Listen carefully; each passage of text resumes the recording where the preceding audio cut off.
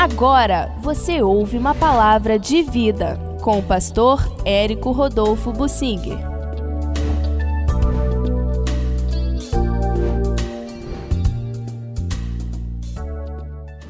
As misturas da tribo de Manassés levaram Deus a legislar sobre as filhas de Zelofeade.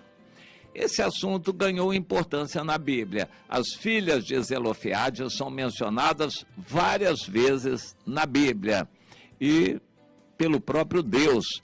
Por que elas foram importantes assim? Não foram elas, mesmo porque depois praticamente não se fala mais nelas depois desses episódios em que Deus teve que intervir. Não se fala mais nas filhas de Zelofeade, mas já se falou bastante. Então vamos procurar entender. Elas vieram a Moisés, inicialmente, depois ao Josué.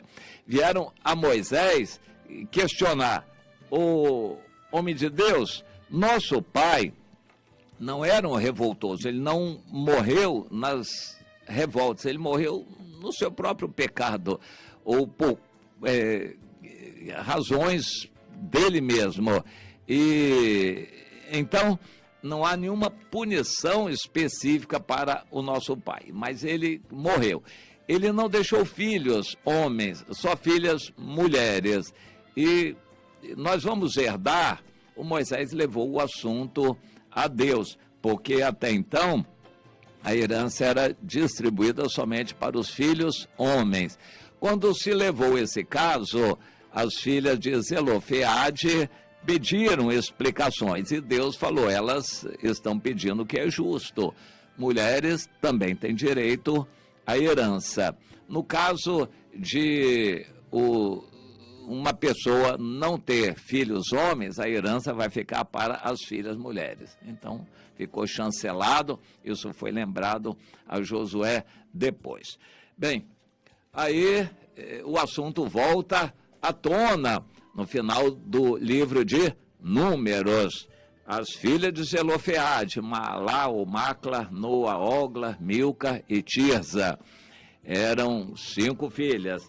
E esse assunto volta, e agora já por iniciativa dos líderes da tribo de Manassés. Quando a herança foi dividida, eles ficaram preocupados. O homem de Deus, que vamos nós fazer? Se essas mulheres casarem com homens de outras tribos, quando chegar no ano da remissão, o 50º ano do jubileu, essas terras vão passar para os maridos delas, que são de outras tribos. Então, as terras de nossa tribo, Manassés, essas terras passarão para pessoas de outras tribos. E o que o Senhor diz? O assunto foi levado a Deus, e Deus respondeu para o Moisés: eles também falam o que é justo. Isto é um problema. E a herança passaria de uma tribo para outra. Isso não deve acontecer. Cada tribo deve manter a sua herança. Onde cair a sorte, ali será a herança. Não se trocará. Os israelitas depois andaram trocando. Mas Deus estabeleceu: onde cair a sorte da tribo, aí ela deve ficar, lutar e defender o povo de Deus ali no seu lugar, na sua herança. Bem, foi determinado então isso: uma herança não passa de uma tribo para outra. Em consequência, as filhas do Zelofeade teriam a permissão para casar com quem quisessem, desde que na tribo de seu pai, a tribo de Manassés. Interessante essa orientação. Deus falou a Moisés, no final do livro de Números, que elas poderiam se casar com quem quisessem.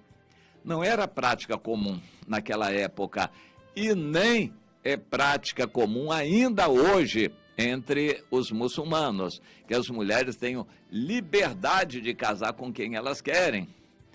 mas Deus deu essa liberdade. Na verdade, naquela época, o que acontecia era que os pais casavam as filhas.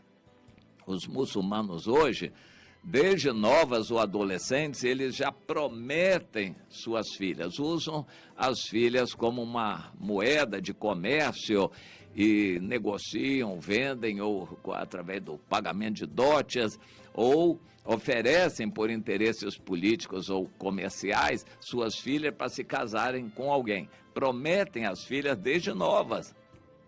Parece que entre ciganos também existe essa tradição. Os pais têm todo o direito sobre as filhas, casam as filhas com quem quiserem. Mas a orientação de Deus é diferente. A orientação de Deus é que as filhas têm o direito de se casar com quem elas quiserem. Isso é tremendo. É uma questão assim que é típica do próprio Deus. No livro de Números, essa orientação que Deus dá: sejam por mulheres, Números 36, versículo 6, a quem bem parecer aos seus olhos, contanto que se casem na família da tribo de seu pai. Olha que coisa interessante. As mulheres, pela vontade de Deus, tinham a liberdade de se casarem com quem elas quisessem. Deus é tremendo. Contrariou a tradição que os pais é que resolviam com quem as filhas iriam se casar. Mas elas teriam apenas uma restrição dentro da tribo. A tribo era muito numerosa, era de dezenas ou centenas de milhares de pessoas e estava em crescimento numérico. Havia muita gente com quem se casar. Na prática, as pessoas não tinham celular, não tinham telefone, não tinham notícia da existência dos outros. Eles viviam o seu mundinho próximo. As mulheres só conheciam homens na sua redondeza. Normalmente, elas se casavam com alguém da sua proximidade. Isso não foi problema. E aquela situação acabou sendo publicidade, porque elas ficaram famosas entre todo o povo de Israel. Porque Deus falou a respeito delas, elas passaram a ser super valorizadas, e todo mundo queria se casar com elas. E elas tinham herança. Quem é que não quer casar com uma moça bonita, rica, que tem herança? Não faltaram candidatos, mas elas acabaram se casando com primos, com parentes bem próximos, que de quebra ganharam a herança delas também, além de se casarem com moças que já eram conhecidas e famosas na época. Isso foi um presentão para eles, os primos que se casaram com elas. Mas esse assunto é mais ou menos conhecido, mas eu quero me reportar a 1 Crônicas, no capítulo 7. E quando a gente vai lá pelo versículo 12, nós temos a menção aqui a referência às pessoas por cada tribo. Era a tribo de Benjamim. O Supim e o Pim eram filhos de Ir, e Uzim, filho de Aé.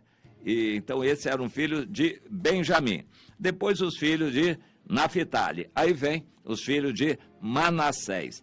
O filho de Manassés era Asriel, de sua concubina Síria, que também deu à luz a Maquir, que foi pai de Gileade, que foi para o outro lado do Jordão.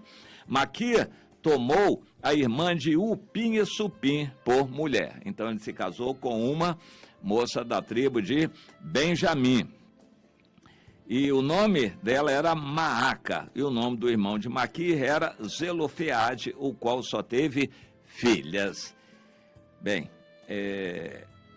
aqui nós já vemos alguma coisa interessante, mistura entre tribos e até a concubina síria, ou seja, os israelitas não se mantiveram fiéis à sua tribo, aos seus relacionamentos, para se casarem só dentro do povo de Deus.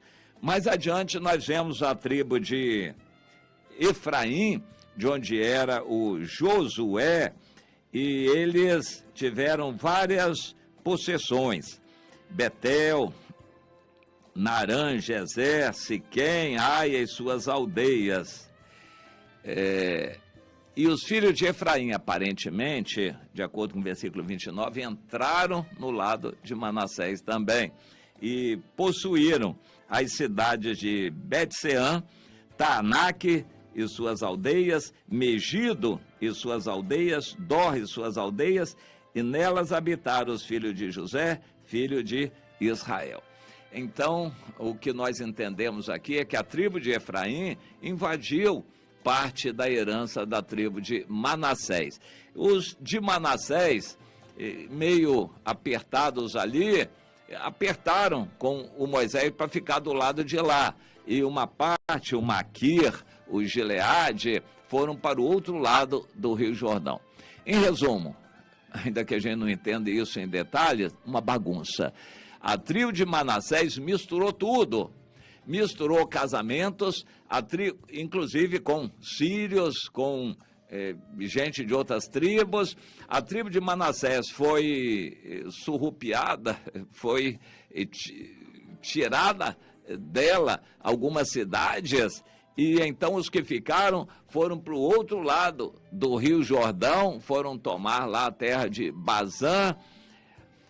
Manassés não ficou no seu lugar, não ficou na sua herança. Essa herança daqui é de onde veio o Gideão, desse lado de Manassés. Mas uma boa parte da tribo de Manassés, se sentindo apertada, foi para o outro lado. O que eu quero dizer e concluir, de acordo com aquela bagunça, Deus foi solicitado a se posicionar. Afinal de contas, o que Deus está pensando? Deus disse: a herança de uma tribo não deve passar para outra. O que o Efraim fez tomando cidades e regiões de Manassés está errado. Manassés se casar com gente de outras tribos, de outros lugares, está errado. Manassés ir para o outro lado do Jordão, se misturar mais ainda, está errado. Cada tribo fique na sua herança que recebeu de Deus. Aquele episódio, então, das filhas de Zelofeade, aquele episódio motivou a manifestação de Deus, e Deus fortaleceu essa direção que tinha dado. Eu já dei direção.